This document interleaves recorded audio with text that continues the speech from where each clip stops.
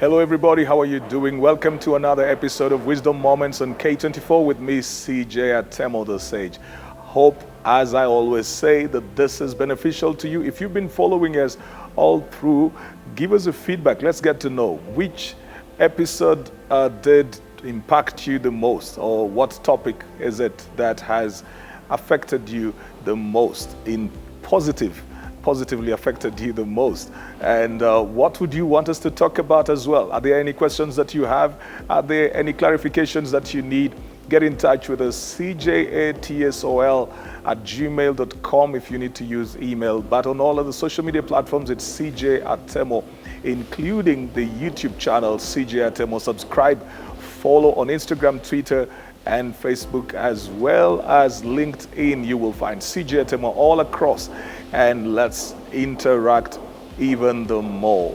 Well, as always, we love to tell you that you could come over here to 67 Airport Hotel for your accommodation, conferencing, team building, for fun and leisure as well. I've been talking about change and why change is not easy. So I've talked about the illusion of change. I've talked about the cost of change. I've talked about enemies of change. And today, I want to talk about the duration of change. The duration of change. And I didn't mention before that there are those who, have that illusion. They feel that change is not possible. Then there's the element of cost, where sometimes it really takes much to bring in change. And then there's those people who are just enemies of change as well, and they will never accept that. Of course, I started with the fear of change, where some people think it will negatively impact them. They are not enemies, they're not resistant, they just want to know that they will be safe, and so they fear the change. But today, I want to talk about the duration of change. Why change is not easy, the duration of change. The truth is, if things would happen suddenly and quickly, they probably would happen more often. But when certain things take long to happen, then people may not have the energy, the discipline, and the passion to carry them through. For example, somebody who is trying to get and gain a healthy lifestyle, and they want to see the results immediately. So they go into the gym today, register today for the gym, and by next week, Friday, they want to see all the results that they were promised when they got in. They want to have lost 20 kgs in that 1 week. They want to have built muscle, lost the fat, are in shape, and are ready to go for the Olympics. See, it's not going to happen like that all the time. There are certain changes that will take time, depending on what you're dealing with. If you're dealing with an organization that has done things in a certain way for a very long time as well, it will take time for that change to actually be visible and be seen. This is one of the things that makes it very difficult for us to even understand political processes. And it happens, for those of you who watch football, you'll know that sometimes coaches need a bit more time before you can begin winning trophies. Because sometimes the first change that has got to be done is actually to move from the negative place, into a level ground. You probably were a loss-making company, and now you're just coming to the place of breaking even. Or you're a team that had no attitude and no aptitude. And the first thing is to even get people to the awareness of the fact that they are part of a team and they need to have passion before you even show them the vision. Or you could be coming from so many things that have affected the morale of the people that the first thing that you were doing was just healing the hearts of the people. And then you begin to build on that. So sometimes, ladies and gentlemen, it will take time to bring change. Those who are not patient will not effect that change. They will not implement it. They get frustrated quickly. They give up very easily. They move out very quickly because they say, hey, we set out on a journey, but we don't seem to be getting there.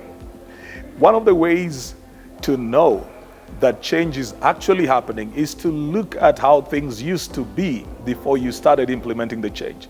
Sometimes if you have to look at the destination, you will get discouraged. You may need to look at the point of origin to realize that you have covered quite some ground and there's no reason for you to turn back because you have actually made some ground. There are those that I did call the enemies of change who may always focus on what hasn't happened, what you haven't achieved, and they may want to discourage you with that. And this is where it is important for you as the change agent to be clear about where you want to go.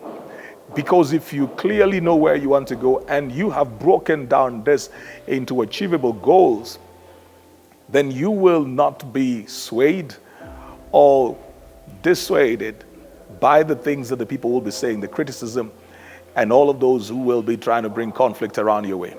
You will always know, I took up this when it had nothing. I took up an empty building. I took up an old building. I took up a business that was run down. I took up an organization that had people who were demoralized, where people were coming in late. So we may not be making profit yet, but at least we have a sense of duty. People are coming in time. People are dressing up for it.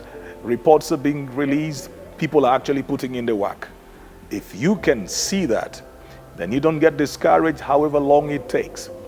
Always look for the positives in what you want to achieve. Because if you are going to turn around something that took like 4, 5, 6, 10, 15 years to go down, if you're going to turn it around, you will not turn it around in 5 weeks. And it doesn't matter how well, how strong, how powerful you are, you won't turn it around in 5 weeks. I've seen this sometimes, when people are looking for certain results, they will look for these superstar CEOs, MDs, coaches. They'll look for these people that they think, will turn around things with a magic wand. And so they expect that if so-and-so comes in here, he will touch 1, 2, 3 things, and in 1 week, we will have returned to profitability. And most companies will tell you that that really doesn't work. That's why even when it comes to matters of succession sometimes, people have to go for people who look like they're ordinary, very simple. People who don't seem to have so much charisma, but they have discipline. They have the sense of routine in them, because then they can work with change however long it takes. Their expectations are very managed and very low, and they can keep at the same thing each and every day until it becomes better. Depending on what you are trying to change, some of those things will take time, and you have to be patient with it. So don't expect, even if you are talking from a perspective of a relationship that had run down, a marriage that was on the rocks, a relationship with a child that was severely affected, and you just got back together, don't expect that if you meet over one dinner, all your problems have been solved.